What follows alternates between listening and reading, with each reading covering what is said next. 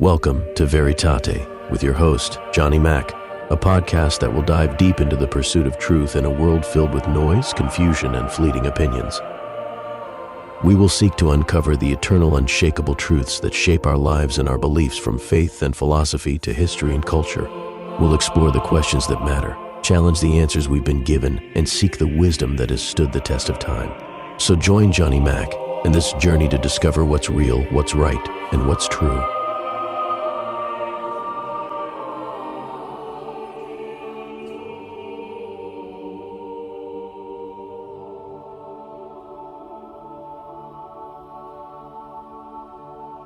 This is Veritate. This is a guide on the quest for ultimate truth, where we're going to ask the questions that the world often ignores. And boy, do we have some big questions today. So let me ask you, what is truth? Is it something that you just feel in your gut? Is it something that you just stumble across? Or is it something that you can learn piece by piece, like solving a mystery? Now, for 45 years, I thought I had truth all figured out. You see, I was raised as a practical atheist. Now, what does that mean? Well, let me tell you, it's not about rejecting or accepting God outright. No. It's something much more subtle. You go about your life as if God doesn't matter at all. Now, in my world, where we valued logic and science and reason above all, religion, that was just something for other people.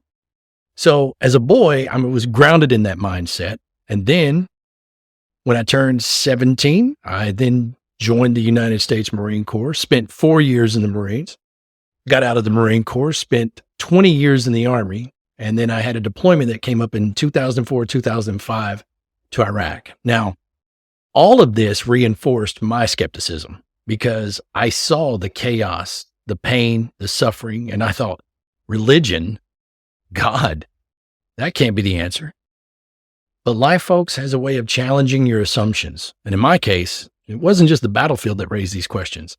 It was my everyday experiences too. You see, I grew up in Madisonville, Tennessee. It's a small town. Churches are everywhere that you look. You got faith seeping into the air like the morning mist off the Appalachian Mountains. But you see, in my house, things were different. Religion was not a thing. Logic and reason ruled the day. Questions about faith were always met with a healthy dose of skepticism, to say the least. Now, you see, my dad, God bless him, was the ultimate skeptic. I mean, I'll never forget one day, someone came and they knocked on our door, and typically happens every Sunday morning, and they asked my dad if he believed in Jesus. Now, what you need to understand is my dad, he's the type of guy, he invites anybody into the house to sit down, have a nice long chat. But now when it came to religion, he dismissed it all.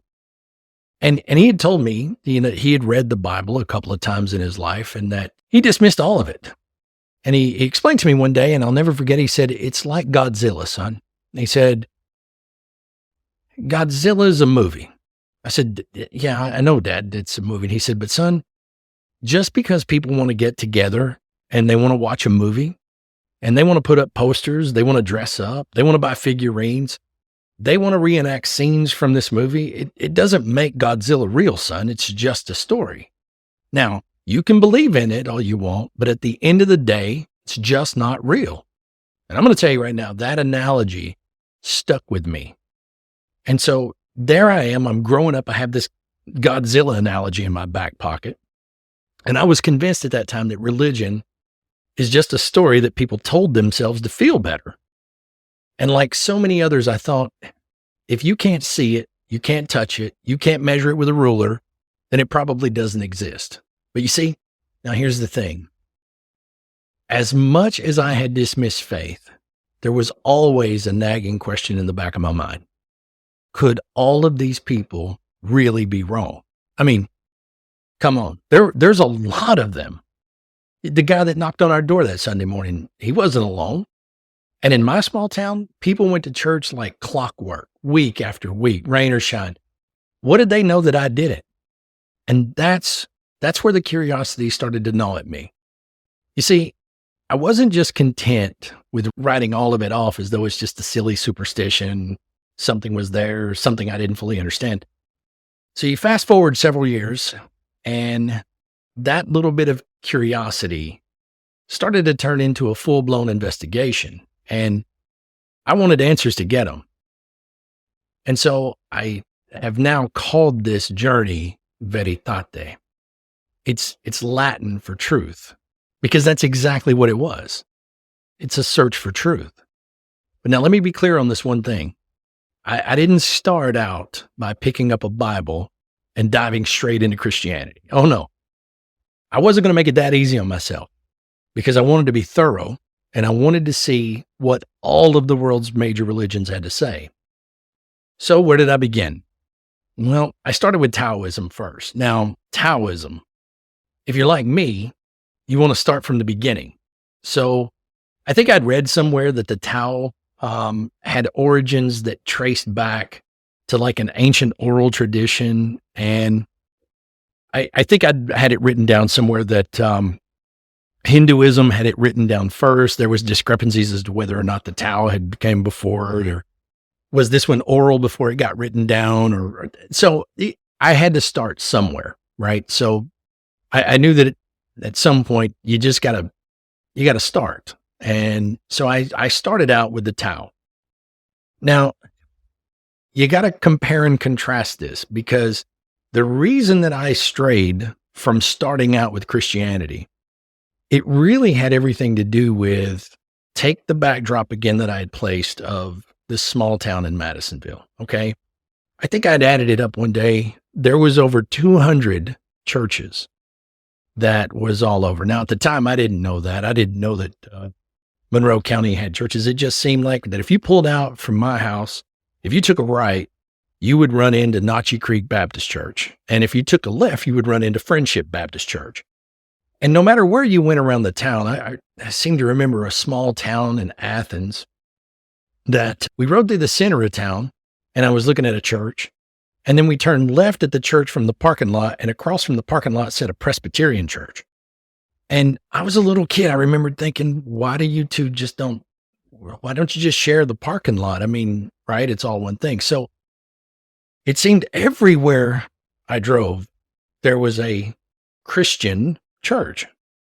That's the reason why I thought, let's save that one for last, because that one seemed pretty confusing. And to really kind of drive this point home, in that little small town, 30,000 people was living in Monroe County in the 80s. And then the number of churches, roughly about 200. I think it worked out to where there was about 150 people per church. So that was highly confusing for which one of you guys are right. How do you know that yours is right? What's the difference between yours and that one? So barring all of that aside, I pushed Christianity off to the side because I thought that's going to be the most confusing. Then I started to collect all of the other world's religions, and I had to start somewhere. So again, for any of those that are of the Hindu faith, my hat's off. You did get it written down first, but I had to start somewhere. So I started going through the oral traditions and what was in the Tao. And I wanted to know, first off, what the ancient philosophies of the East had to offer. Now, I will admit that the Tao Te Ching had beautiful ideas. I mean, the idea of balance and harmony, living in accordance with nature, and the poetry of it was captivating. But I must admit, here's the thing. It didn't answer any big questions like, where did it all come from? What was the source? What created this flow that they were talking about? So without an answer to that, I moved on. And next stop, Hinduism. Now, the pantheon of gods that I came across, and I mean, it seemed like every time I turned around, there was another god to be able to deal with in Hinduism. And then there was the concept of reincarnation. Now that's fascinating stuff. But again, too complex, too many gods. I couldn't find a clear unifying principle. And it was kind of like trying to put together a 1,000-piece puzzle where every piece is a different shape and size. It's beautiful, but it was overwhelming. So I then came to Buddhism and the detachment, the mindfulness, the suffering. This one actually hit a little closer to home because I could see the appeal of it. The letting go of worldly attachments, it did sound like a path to inner peace, but nirvana, the idea of extinguishing the self, folks, that left me scratching my head. What beyond that? Is there anything more other than an attempt to extinguish the self and wind up in nothingness is what I'd felt. So from there, the journey continued, and I found myself then looking at some of the monotheistic religions, Zoroastrianism and Judaism. Now, I also looked at Islam, as well as some other New Age beliefs that were in there. But by the time I'd gone through all of the religions, I still had not even opened the door on Christianity. Now, I have to admit that Judaism did seem more familiar, because for those that don't know this, the book, the Torah, also there's a Tanakh. It's the Old Testament. Folks, it's the Old Testament. There are some subtle differences, though, in how it's written. Number one, the one that I have, it reads backwards because they had it written in ancient Hebrew. And so you have to read the book backwards. But I will have to say that it was a very familiar book, because most of us have heard the stories that come from the Jewish faith. And so you have the concept now in Judaism of an all-powerful God, that it has a significant shift from, say, Zoroastrianism. But Judaism has this concept of a Messiah.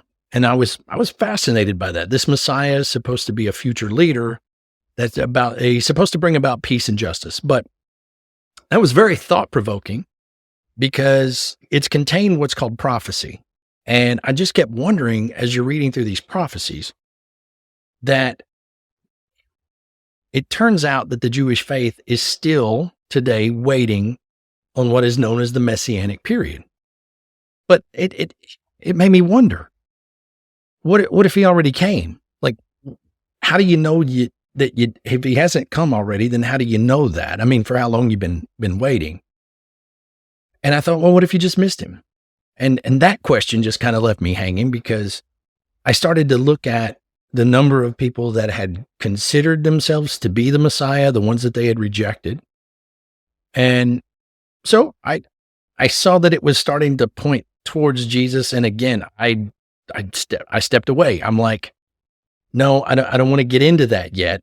But it certainly did. It's like Judaism led me to believe that there should be a Messiah. That's what the Jewish faith is looking for. So I'm confused there. So then I thought, okay, let's step over Christianity. Let's go to Islam. And again, I was already familiar with Islam. Okay, no good, bad, or indifferent, no judgments at all, because remember, when I'm deployed, I really don't believe in a single point for God. I think the best way to put it is I believe that there might be something, but I just wasn't sure what that was. And I certainly wasn't willing to commit my life to making all of these changes if we couldn't be sure about that. But I was familiar, having trained with the 210 Iraqi Army Battalion and traveled in Iraq for that amount of time, that I was familiar with their faith. And in fact, it's really familiar because it's of an Abrahamic faith. Now, when I say Abrahamic faith, for those of you that don't know, according to Judaism, there is a father named Abraham, and you're probably familiar with the story. Abraham takes his son up to the mountaintop to sacrifice his son. So there's ground zero for Judaism, Christianity, Islam. And so some of the things, the first 5 books of the Quran are the same first 5 books that talks about creation from the Bible. So they share these two.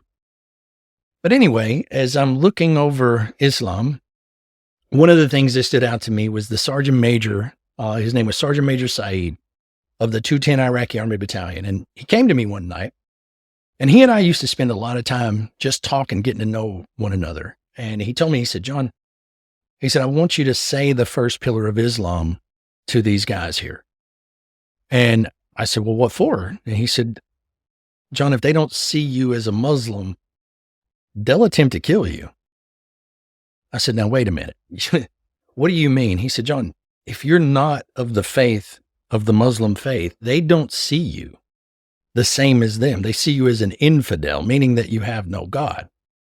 I thought, well, okay, well, they're not too far from the truth. I mean, I don't proclaim any of them, but I thought, okay, for the purpose of safety. And I did. Sergeant Major Saeed had me stand before the 210 Iraqi army and say, Ishhad la ilaha illallah Muhammad Rasulullah. And I mean, it was amazing to some of the Iraqi army, after I said this, came to me. They kept asking, like, what are you? Are you Sunni? Are you Shiite? Like, which are you? So I was understanding, but I was able to set all of that aside, and I started to look through the Quran and just see what it says. Now, I also was familiar with it because I had been to some of the mosques throughout Iraq, and we had done some things where we would take interpreters out and we would listen to the mosque. We would take transcripts of what was being taught in the mosque. So setting aside all of those things, I thought, okay, what does it teach? And Islam does emphasize the worship of one God, so monotheistic, but God's name in the Quran is Allah. And then you have the book itself, right? So Quran means recital. And it has its own holy book, just like the Christians have the Bible, just like the Jews have the Torah. But the Quran is believed to be the literal word of God. And it offers a clear path to righteous living. But I struggled with the Islamic view simply because in the Quran, they bring up Mary and they bring up Jesus. And I thought, well, I thought I was going to skip over Christianity. But in Islam, Jesus is revered more as a prophet. There's also a denial of any divinity. There's also a denial of his resurrection that's in there. But it still didn't answer this question that's burning in my mind. And it was, if Jesus is not who he says he is, okay, if he is just a prophet, why even bring him up at all? Like, I don't remember the Jews bringing up Zoroaster in the Tanakh. And I was left confused with, if Jesus is nothing, why bring him up at all? So again, I skipped over Islam because I thought that's confusing. One of them is looking for a Messiah. Then I have the Quran that's still bringing up Jesus. And I'm like, that's still too confusing. And I continue on. And so I come across the Baha'i faith. I come across Neil Donald Walsh. He did some books called Conversations with God. There was Deepak Chopra. And I read some of Deepak Chopra's books, and I'll have to say that all of those writings were very compelling in a sense, but most of the stuff that I found in the New Age stuff, it seemed like it was more focused on worldly matters, like not really focused on deep spiritual truths, but it just seemed like what I was seeking was deep spiritual truths. And so every path that I explored, it just kept leading me more and more to questions rather than to any answers. So I thought, if this is the case, aren't you supposed to get some kind of an answer out of this, right? And I don't know at the time. I don't know if I was praying or not. It seemed like everybody I talked to would give me their book and they would tell me, just read this and then just pray about it. And then, it'll be revealed to you. Well, nothing like that happened. Okay. And this list I've given you here is not an exhaustive list. I mean, behind me on the bookshelf, I've got the Tibetan Book of the Dead, the Ancient Egyptian Book of the Dead. If you had a book and I found out that you had a faith, I was interested. I wanted to know. I have behind me as well, before the question gets asked, the Church of Jesus Christ and Latter-day Saints, the Book of Mormon. I have the Pearl of Great Price. I have Doctrines and Covenants, and I'll save that for a later date. But in my mind, Christianity was the most confusing of all. I mean, I started to dig down into Christianity. And for those of you that don't know, 45,000 different denominations. Now, let that sink in. 45,000. Now, denominations. Just so you're clear that word, denomination, is a Latin word, de nomine. It means from the name, it is known.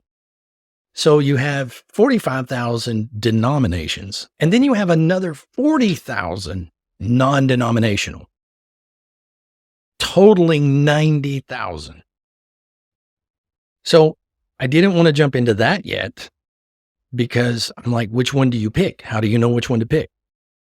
So I thought, well, all of them say the same thing. They say, well, just, read the Bible and pray about it. Folks, have you ever been into a bookstore looking for a Bible? I don't know if you've ever had this experience, but for someone like myself who was just looking for which Bible, I don't know if I'm happy to report it. I don't know if I'm confused to report it. There's over 5,000 versions of what we call the Holy Bible. Now, depending on who you talk to one group, they'll tell you that the King James Bible is the only one. You talk to another group, they will tell you that the New Revised Edition, New World Translation, but there are 5,000 different. So for each of the denominations, some of them have their own Bible. Some of them have more chapters than others. Some have less chapters than others. And so I was baffled by how would you know, like which one? And then I started a deep dive into history to start finding, well, where did the Bible come from? There's an answer to that. But you would think that would be enough right there to just get lost in it. But I thought, no. There's another method. And the method that I chose is the method that you would use to go about validating ancient history. Okay. So folks, let me explain how this works. There are the 3 E's anytime that you're trying to validate anything from ancient history. And it doesn't even have to be ancient history, to be fair. I'll give you a prime example. So let's take for something like Abraham Lincoln. Now, first off, you don't ever hear someone say that they believe in Abraham Lincoln. They know that Abraham Lincoln was president. I mean, we've got pennies with his pictures on it. We got a $5 bill that has his picture on it. We have things that he wrote. We have the Emancipation Proclamation. We have the Gettysburg Address. So we have, of the 3 E's, we have eyewitnesses. So we have the historical records, such as newspaper articles that were written about him. We have political campaigns that he did. We have the Lincoln Memorial. So these things we have, I think I saw that in one museum, we still have his hat. We still have the bed that he died in. So there's no one who ever says, I believe that Abraham Lincoln was president, right? We know that because we have the evidence, we have the eyewitnesses, and we even have the 30, which is called the external corroboration. Okay. So these are the 3 E's. Now that's recent history, right? Same way with George Washington or any of our presidents for that matter. We have, number one, we got the things that they've signed, pictures of them, memorials of them. We have executive orders.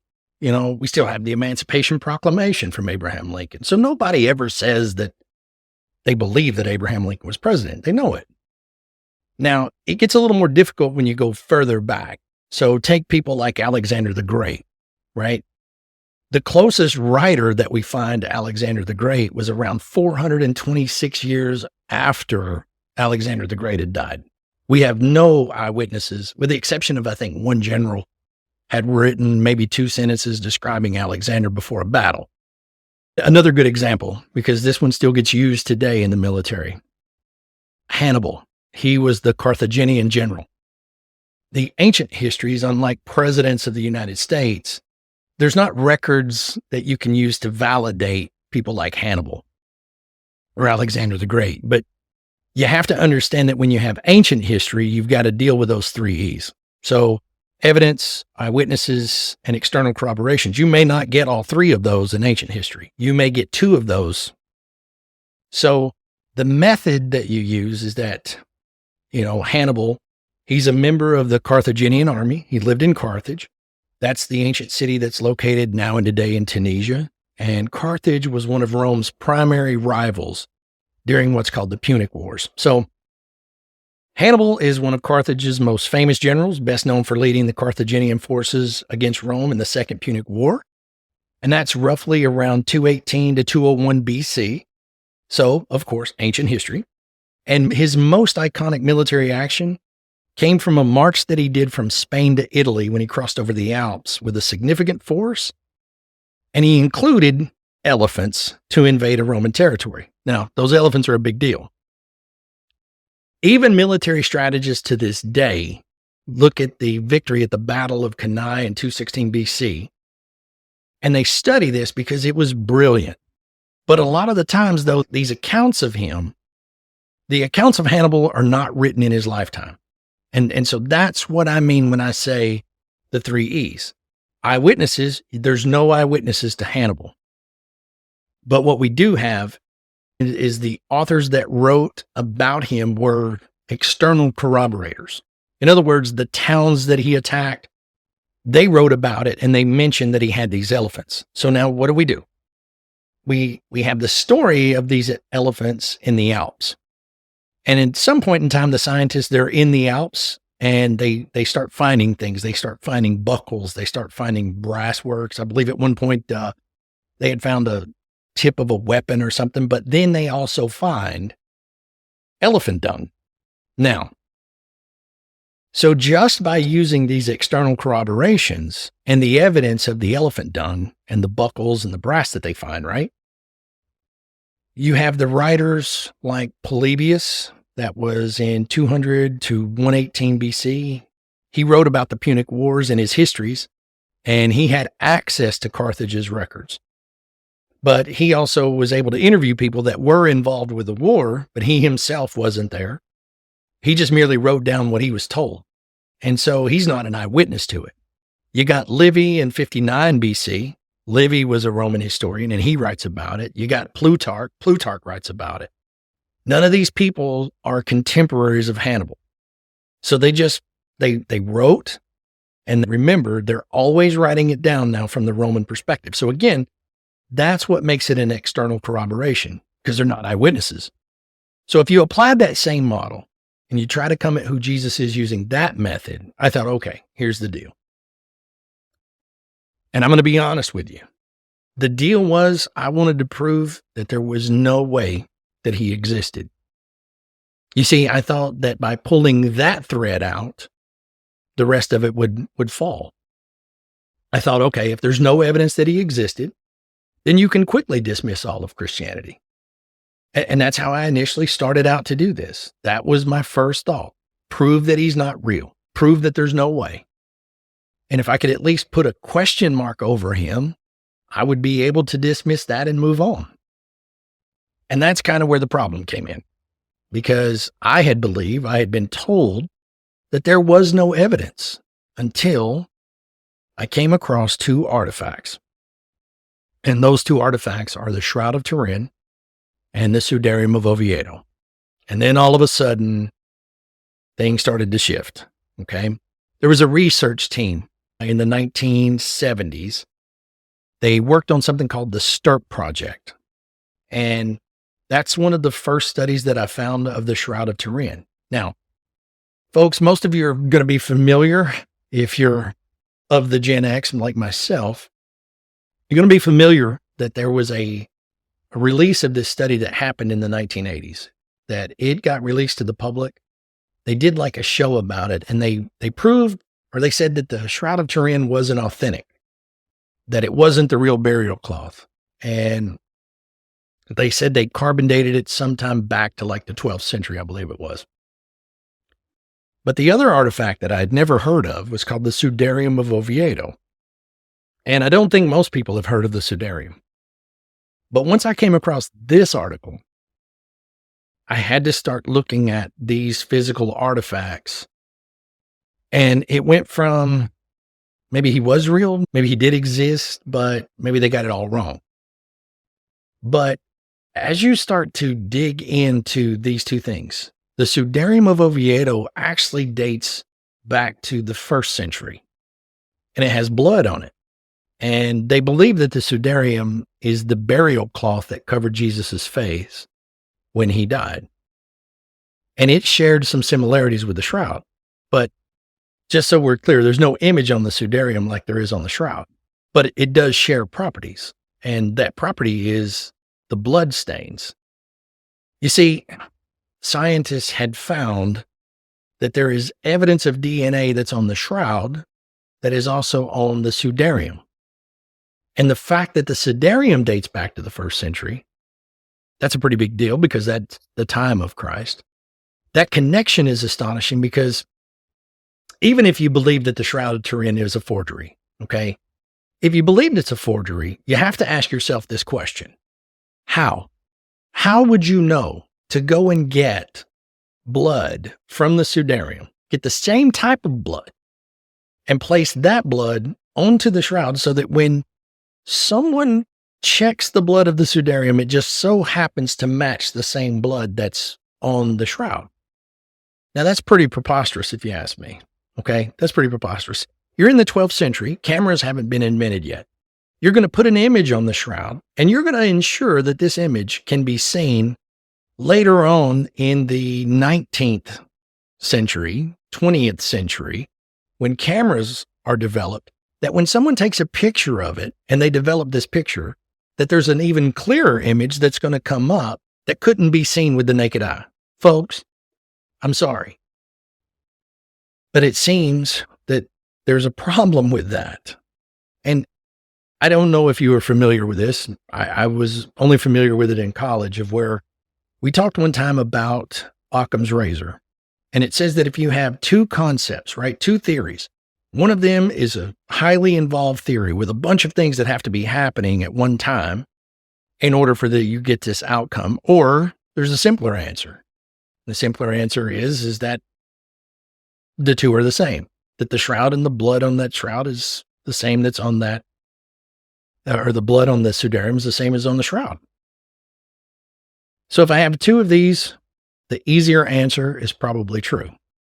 So that's according to Occam's razor, that you take the easiest answer because that's more likely closer to the truth. So I then thought, okay, well, if we have some evidence, do I even have to crack open the Bible? Is there anyone else that wrote about Jesus in this time? Lo and behold, that answer, 28 other writers. To name a few, Josephus, Tacitus, all of these writers acknowledge that Jesus existed. And even furthermore, these writers, they don't confirm that he's the Messiah. They don't believe he's the Messiah, but they just confirm that this man was put to death under Pontius Pilate. Josephus wrote that he was put to death for the act of sorcery in the town of Bethsaida. Now, these writers, they talk about his miracles. They talk about his crucifixion. But you got to keep in mind, they didn't even believe in any divinity of this man. They're just telling you the reality of his life. So, by taking those basic principles of the 3 E's, all of a sudden a question was, is there a historical account that Jesus existed? And for the first time in my life, I have a question mark. Let me correct that. I had a question mark. Then, at that point, I started to look at the testimonies of the apostles and the behaviors of these early Christians based on what they had said. And it still had this question mark because, first off, just digging into some of the things that I know of the shroud, and I mean, we can bring that up on future episodes, but one of them was that what had burnt the image into the shroud seemed to be some form of a high-powered laser type light, that it burned onto the surface of the shroud, but it didn't burn all the way through. It's not painted. It's not going all the way through the shroud. Now you take this last question mark that they have about the shroud, that it looked like a dead body had disappeared in light.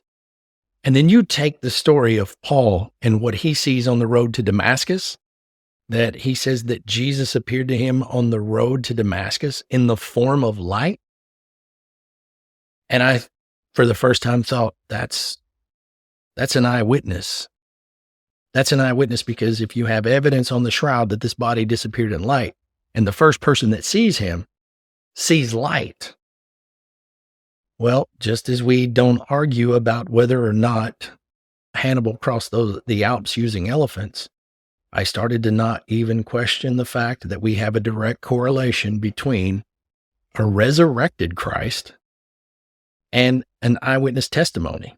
Now, could you still reject this and think, well, they made it up? Well, I can't get there with you anymore. And the reason I can is that when you take the story of Paul and what Paul is telling us, the closest book we have is Paul's letter to Corinth. It's written sometime around 50 to 51 AD.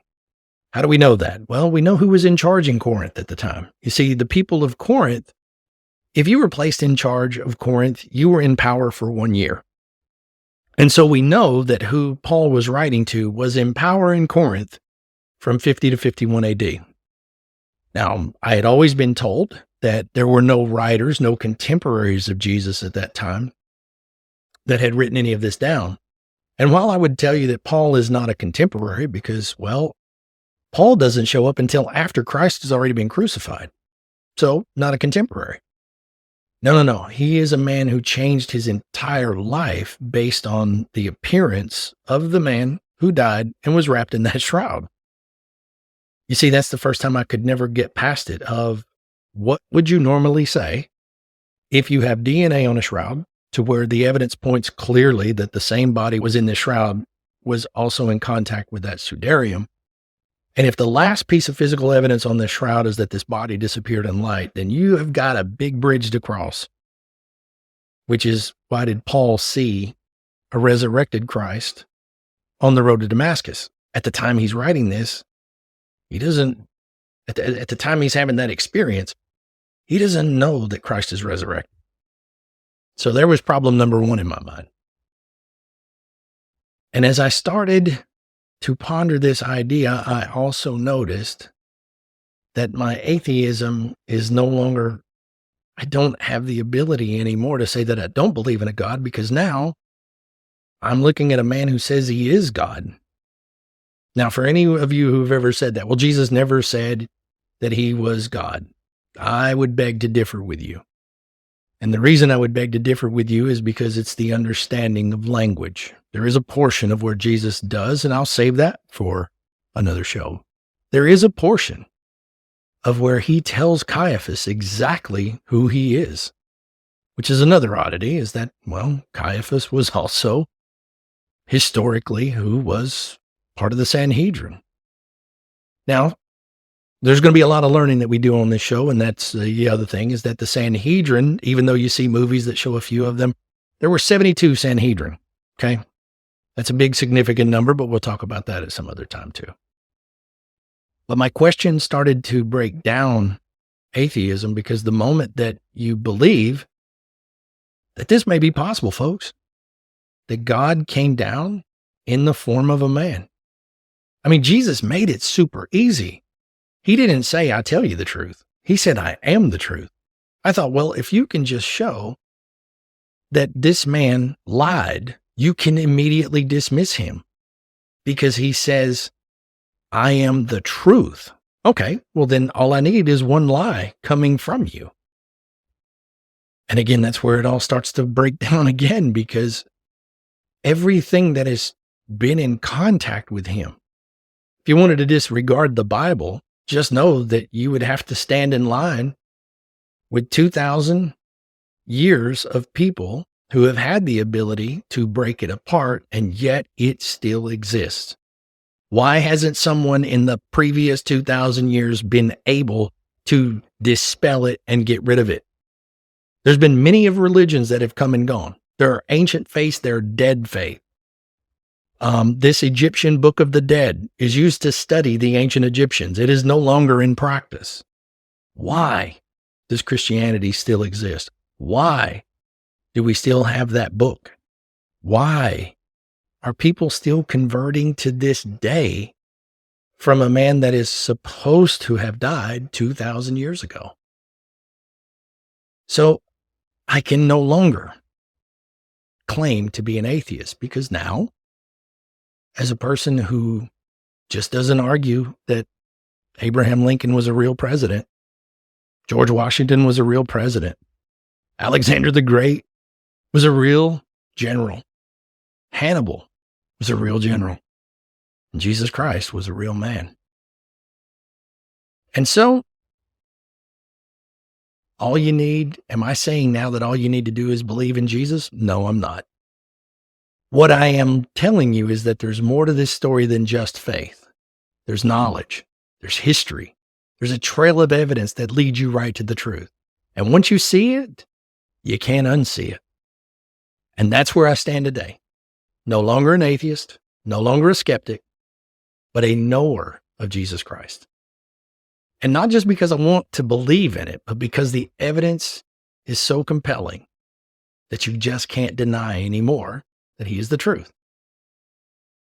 And the pathway to understanding the truth is why this podcast is known as Veritate. So, in the future, if you would like to interact with the show, you want to send me some questions, send us an email at veritate@yahoo.com, and I will get back on the next episode with whatever questions you may ask. But until that time, God bless you. Thank you for listening to Veritate. If you would like to contact the show, please email us at veritate@yahoo.com. That's veritate@yahoo.com. Thanks again, and we look forward to hearing from you. May God bless you all.